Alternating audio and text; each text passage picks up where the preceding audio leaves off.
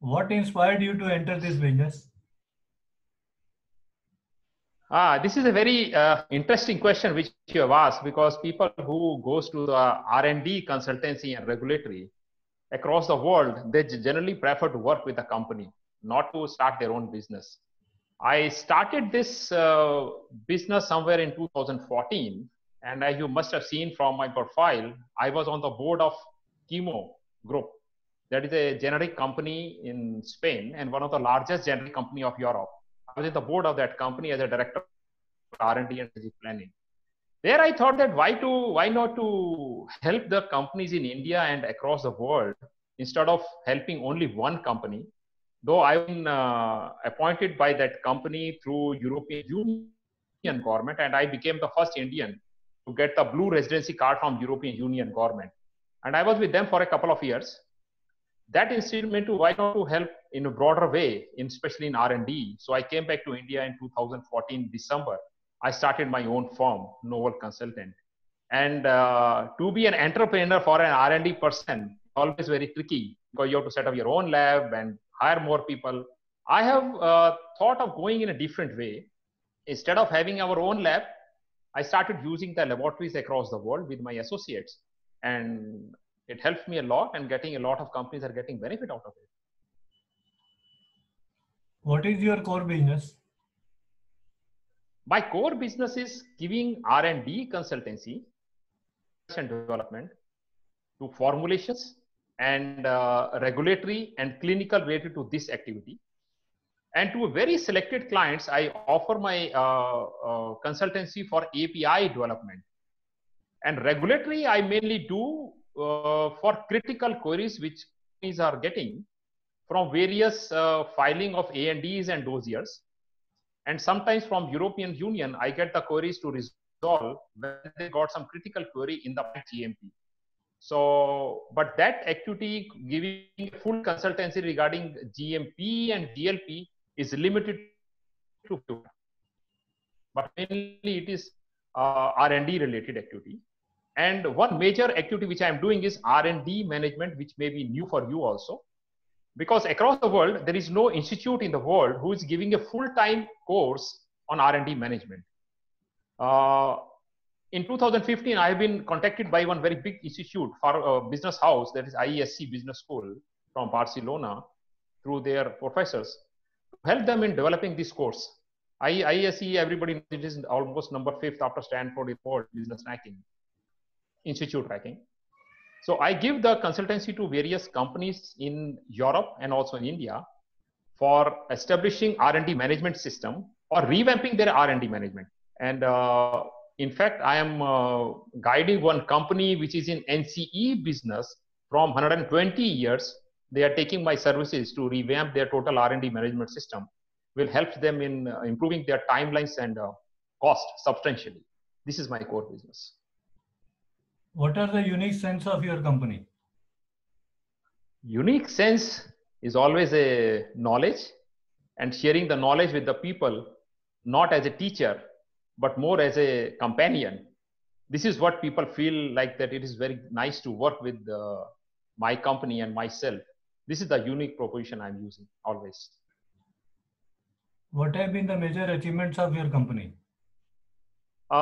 Major achievements, if you see, first is getting a contractual agreement with a company who is in NCE business for more than 120 years in Western world, in Europe, which was a surprise for me also, because these people are veterans in NCE and R&D management since years together. Then over a period of time, I have been taken by, there is one committee of CPHI, which takes care of the new excipients to come up. I am in the panel of that company. Then in 2014, because of my contribution in R&D and pharma business, I have been taken as an advisor by Commerce Ministry of India, and helping them in defining the policy related to pharma R&D and clinical export activities, which is more or less related to CROs who are in this business. And I am associated with many universities in India and in Europe for various things to be established with respect to pharmacy. And this is what the achievements, I think that it is one. And if you see my past, I became the first Indian to get blue residency card of European Union. And this is a very big achievement for me. And this is what I'm doing. The next question is related to this, that how much strong is your brand? I can see there is no need to boost myself that how strong my brand is, but I can say by word of mouth only, and people are coming to me, especially from the Western world. And now, as far as from Latin America, people are coming to see, are taking my services. Very recently, we have agreed an agreement with a company from Mexico, which is one of the largest company of Mexico in R&D and R&D management activities, which is a very big company and more than 80 years old company of Mexico.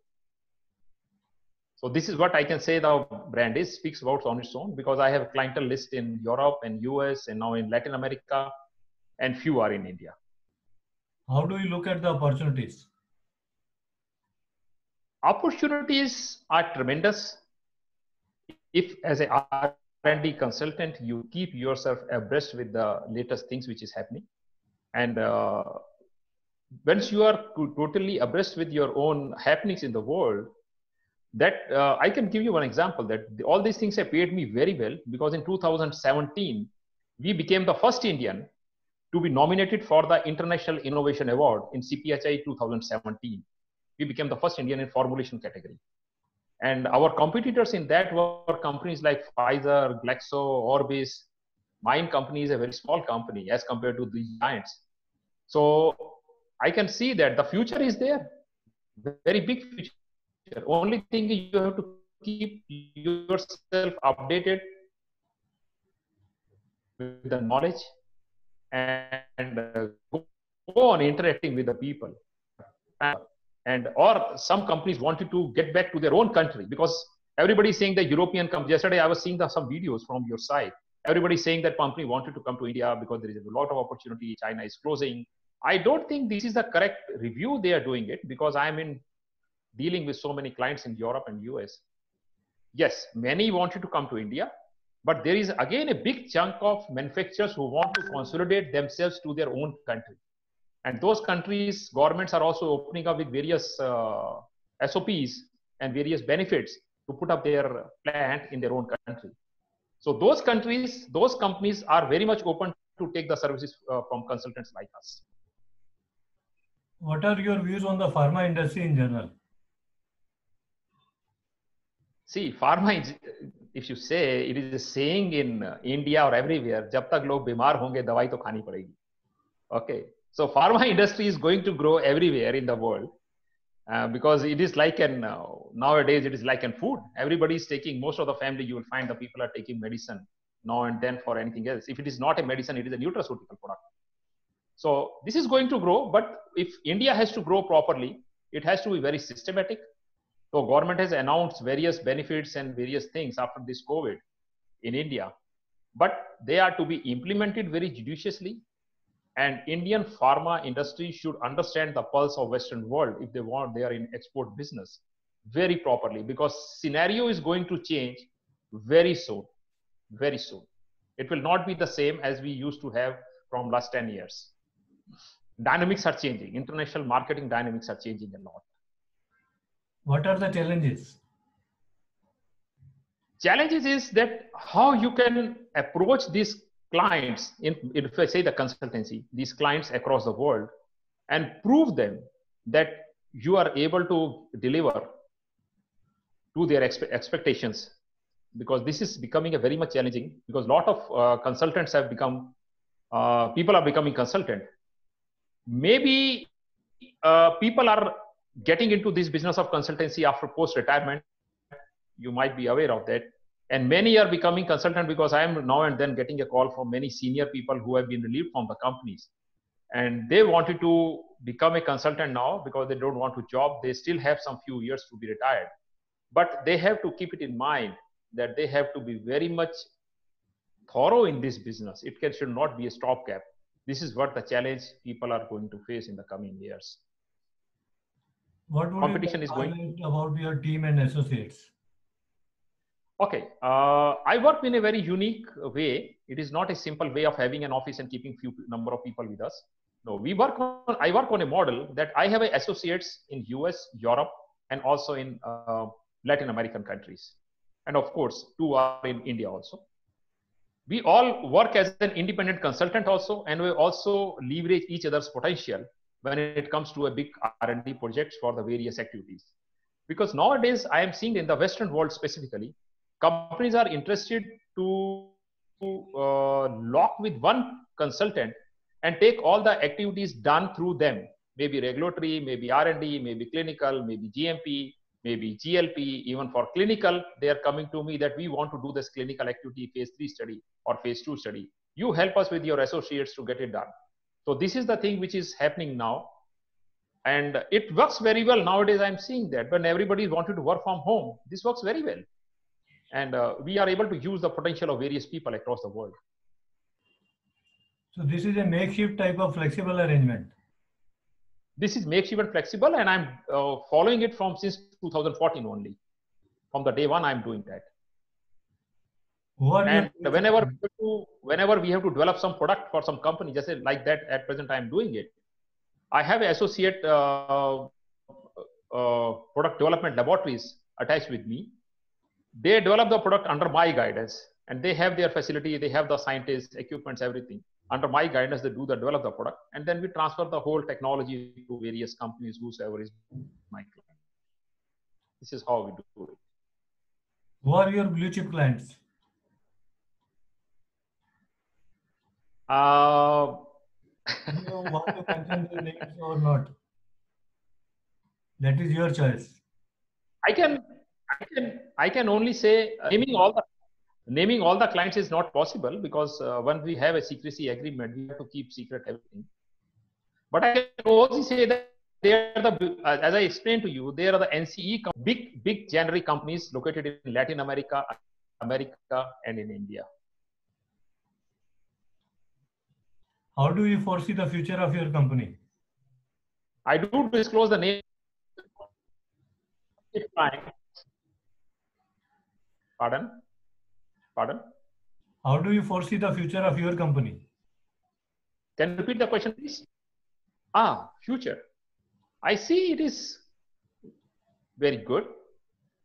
And as I am saying that, if I'm keeping myself abreast and in touch with the regulatory and research changes which is going to happen, which are happening every day and now, I think there will be a good future for me. There is no shortage of work or no, what do you say that, there is no need to sit back and see that whether the things are going to happen or not going to happen. It is going to be very good as the new companies are coming up, people are expanding, especially in the field of NDDS, novel drug delivery systems, where our role becomes very, very important. Consultants like me who give the consultancy in NDDS are very few, especially like IVC, in vitro in vivo analysis of products like DPIs.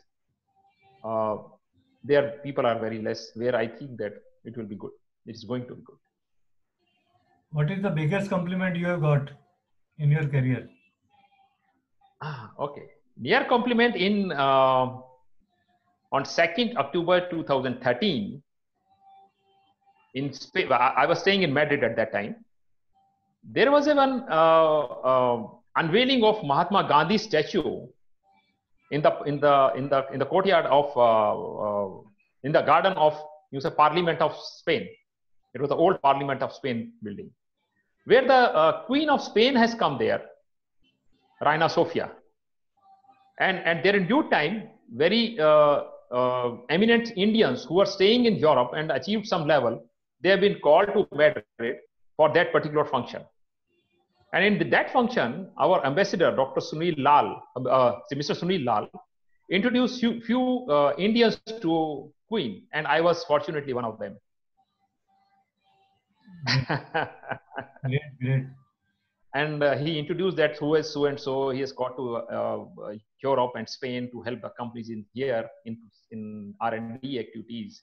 So it was a great compliment meeting such a great personality that is Queen. It is like Elizabeth of England. meeting her and talking with her for a few minutes, not even for a few minutes, hardly 1 minute, because she's a very person and meeting so many people. It was a great compliment I got. So what is the feedback of your clients? As far as I know, it must be good, because that is the reason new people are coming to me by the word of mouth. Now, how you would like to define the secret of your success?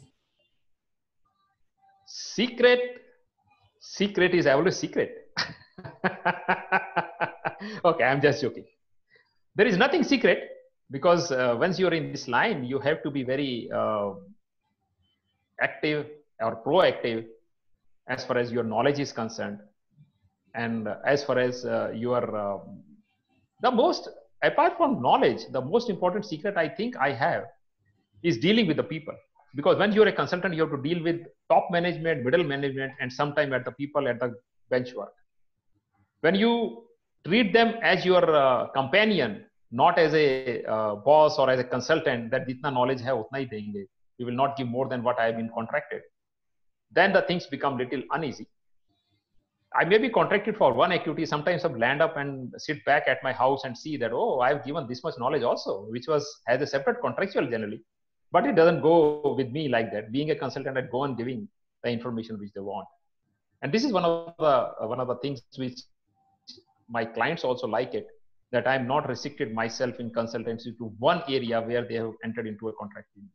This I say that all the consultants should do, because this is knowledge. Sharing of knowledge so is always good. Any other important point you may like to share, or any story? Many stories are there when you go for this journey, but I think there is no specific story I wanted to tell to anybody. But only thing is that if you have a dream, because this was my dream a long back, that to start my own consulting firm, but always there is an hitch. There is a fear whether I will be successful or not successful, whether I will be able to earn proper money or not able to proper money. But once you have the dream, just strive for that. When I started in 2014, having coming back to India, there are quite options available for with me with the big pharma companies to join them at a level of somewhere about CTO, or some were asking to join as a president technical and all these things. I told all these people to just give me 1 year to check my strengths, because sitting when you are with a company, you are always being looked upon by because of that company, not as an individual. But once you become consultant, you are individual. You are actually on the other side of the table. Then that actually makes you very vulnerable, whether you will get the same response or not get the same response. But fortunately, I am able to survive at that time. And I think this is the biggest story, because I've been called for various seminars, R&D and entrepreneurship. I always go there and tell to the new budding pharmacists and the people who are coming up that keep a believe in yourself and chase your dreams. It may take some time. Sometimes it is more than the time which is required, but they are going to come true. You have to be after that in a very methodical way. And from an individual, you can become institution. You can interpret like that. But not by working somewhere. Yes, yes. I have been also, because of my activities now, Gujarat government is taking my services whenever they go for incubation, establishing incubation center, or when approving the people for trainers or training, because skill development is a Mr. Gandhi, Narendra Modi's skill development program, which is going on everywhere. I'm a part of that, approving those institutes and helping those institutes how to design the curriculum for the skill development. So these things you can say as an institute, but I don't consider myself institute because I am still learning a lot. What are your suggestions to the government to encourage R&D? There is one and only one suggestion I want to give, which I am telling to the people whenever I'm in a meeting with the government department. You must become serious about the R&D in pharma industry. Indian pharma industry is not so rich as compared to big companies, big out very frequently with the new molecules. If government can provide some special incentives or support us, then we Indians are capable enough to come out with very novel formulations, new NCEs. Because if you visit the various research centers across the world in US and Europe, you will find that a lot of Indian scientists are working there. And sometimes I feel very pain that if these brains are in India, will they be able to survive? Will they be able to get the right environment? Probably the answer is not positive. Reason is maybe for n number of reasons, companies start doing the development work, but they want the results immediately, as early as possible. They are right because they have a limited source of money. When they have limited source of money, they have to get as much as R&D products to come out in the market so that they can generate the money. So if government can come forward and help them in some way, I think it will improve the R&D structures. Okay, in the last couple of decades, R&D spending in India and pharma has increased substantially, but that is mainly in the generic sector, but not in the NCE or in the NUDS type of products. This is what we are lacking, and government can only support us. Hope one day this will happen. So nice talking to you. Thank you very much, Mr. Sethi. Thank you. It is really, really nice to talk with you. I'll be in touch with you.